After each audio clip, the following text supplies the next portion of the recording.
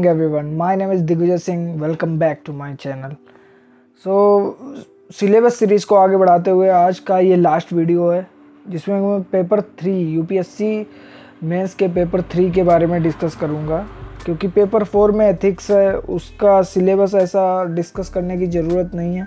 उसमें case study वगैरह important हैं जो आप न्यूज़ से निकाल सकते हो, बाकी चीज़ें आपको न्यूज़ से नहीं मिलेंगी। उसके लिए अलग से ही किताब आती हैं, वो पढ़िए। बाकी वो आपके न्यूज़ पर्सपेक्टिव और करंट पर्सपेक्टिव से उतना इम्पॉर्टेंट नहीं है। इम्पॉर्टेंट है बहुत सारी चीज़ें, लेकिन पेपर 3 तक आपके जीएस का ही सिलेबस है।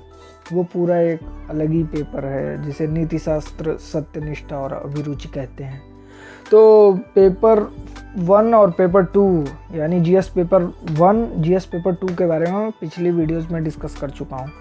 आज जीएस पेपर 3 में 5 टॉपिक हैं जो आपको पढ़ने हैं, उनके अंदर सब टॉपिक्स हैं। तो पहला टॉपिक है जो इकोनॉमिक्स के बारे में ही है, पूरा अर्थव्यवस्था के बारे में, उसके सब टॉपिक्स हैं। और उसके बाद दूसरा टॉपिक है साइंस एंड टेक्नोलॉजी का। उसके बाद इन्वायरमेंट का अगला टॉपिक है, और डिजास्टर मैनेजमेंट का, और सिक्योरिटी का, इंटरनल सिक्योरिटी, और जो हमारा आतंकवाद से और ये सीमावर्ती क्षेत्रों में सुरक्षा चुनौतियां हैं उनके प्रबंधन के लिए। मैं इसे डिटेल में डिस्कस करूँगा।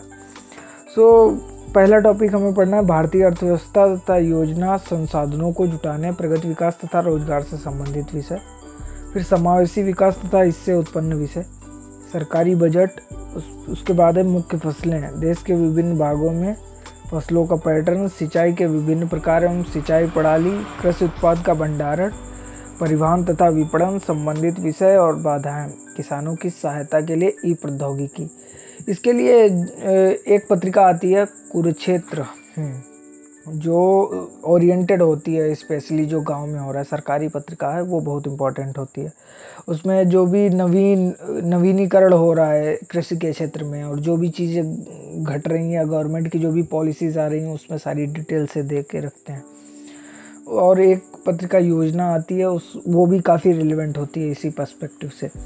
प्रत्यक्ष एवं प्रत्यक्ष कृषि सहायता तथा न्यूनतम समर्थन मूल्य से संबंधित विषय, जन वितरण प्रणाली, उद्देश्य, कार्य सीमाएं, बफर स्टॉक, पशुपालन संबंधी अर्थव्यवस्थाएं। इसके अगला है भारत में खाद्य प्रसंस्करण एवं संबंधित उद्योग, कार्यक्षेत्र, महत्व, स्थान, ऊपरी और नीचे की अपेक्षाएं, आपूर्ति श्रृंखला प्रबंधन, भारत में भूमि सुधार, और उदारीकरण का अर्थव्यवस्था पर प्रभाव, औद्योगिक नीति में परिवर्तन तथा औद्योगिक विकास पर इनका प्रभाव। फिर है बुनियादी ढांचा, जो ऊर्जा, बंदरगाह, सड़क, विमानपत्तन, रेलवे आदि। उसके बाद है निवेश मॉडल, और फिर साइंस एंड टेक का पोर्शन शुरू होता है, विज्ञान एवं प्रौद्योगिकी, विकास एवं अनुप्रयोग और रोजमर्रा के जीवन पर इसका प्रभाव, विज्ञान और प्रौद्योगिकी में भारतीयों की उपलब्धियां, देशज रूप से प्रौद्योगिकी का विकास और नई प्रौद्योगिकी, सूचना प्रौद्योगिकी, अंतरिक्ष, computer, robotics, nano technology, biotechnology और बौद्धिक संपदा अधिकारों से संबंधित विषयों के संबंध में जागरूकता। ये जो मैं बता रहा था कि कुरुक्षेत्र और योजना जो सरकारी पत्रिकाएं होती हैं, उसमें साइंस एंड टेक्नोलॉजी के लिए योजना में बहुत सारे आर्टिकल्स आते रहते हैं जो काफ़ी रेलेवेंट होते हैं। उसमें पेपर 2 के गवर्नेंस के भी कई आर्टिकल होते हैं जो काफ़ी इम्पोर्टेंट होते हैं। आपको योजना और कुरुक्षेत्र दोनों पढ़ने की आवश्यकता है। इसके बाद है डिजास्टर मैनेजमेंट। उससे पहले है इन्वायरमेंट, संरक्षण, पर्यावरण प्रदूषण, क्षरण, पर्यावरण प्रभाव का आकलन। उसके बाद है डिजास्टर मैनेजमेंट, जो आपदा और आपदा प्रबंधन। उसके बाद आता है सिक्योरिटी का, विकास और फैलते उग्रवाद के बीच में संबंध, आंतरिक सुरक्षा के लिए चुनौती उत्पन्न करने वाले शासन विरोधी तत्वों की भूमिका, जो इंटरनल क्लासेस होते हैं देश में, उनसे रिलेटेड क्वेश्चन, जैसे अभी मणिपुर में चल रहा है स्पेशली।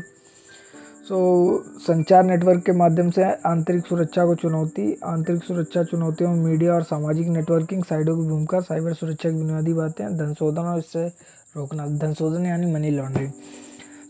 जैसे अभी जम्मू एंड कश्मीर में एक साल के लिए इंटरनेट बंद रहा था, उससे कैसे यूज कर सकते हैं, उससे रिलेटेड क्वेश्चन आपसे पूछ सकता है।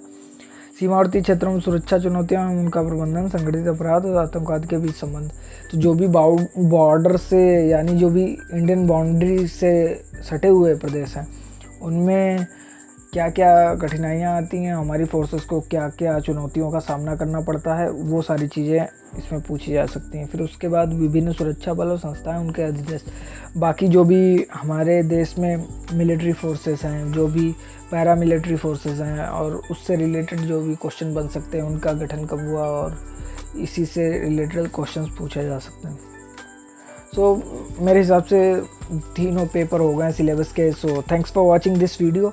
और इसमें मैंने ऑब्जर्व किया है सिलेबस अभी मतलब इतनी जल्दी हर कोई मतलब हर वीडियो को नहीं देख रहा है, लेकिन सिलेबस लंबे टर्म तक चलेगा। सो मेरा काम था सिलेबस आपको बताना। सो यही था, मैंने प्रीलिम्स का भी आपसे शेयर कर लिया, प्रीलिम्स के दोनों पेपर, मेंस के तीनों पेपर, और एक बचा है एथिक्स का। वो उससे शेयर करने की ज़रूरत नहीं है क्योंकि उसकी एक किताब ही आती है, उसी से आपको समझ में आएगा, सिलेबस में आपको कुछ समझ नहीं आएगा। मैं यूपीएससी से रिलेटेड वीडियो बनाता रहता हूँ। जो लोग भी घर से तैयारी कर रहे हैं हिंदी मीडियम से, उनके लिए काफ़ी रेलेवेंट वीडियोस होती हैं।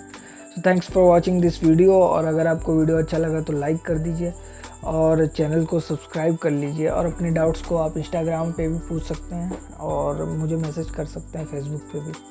थैंक्स फॉर वीडियो एंड जय हिंद गाइस।